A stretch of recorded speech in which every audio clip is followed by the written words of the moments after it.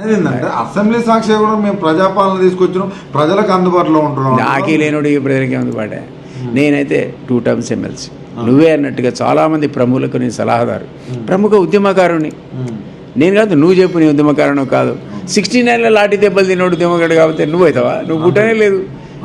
తెలంగాణ గురించి నేను మాట్లాడిన రోజు నువ్వు పుట్టలేవు, నీకు ఛాన్స్ లేదు ఆ 69 యాజిటేషన్లో పార్టిసిపేట్ కావడానికి.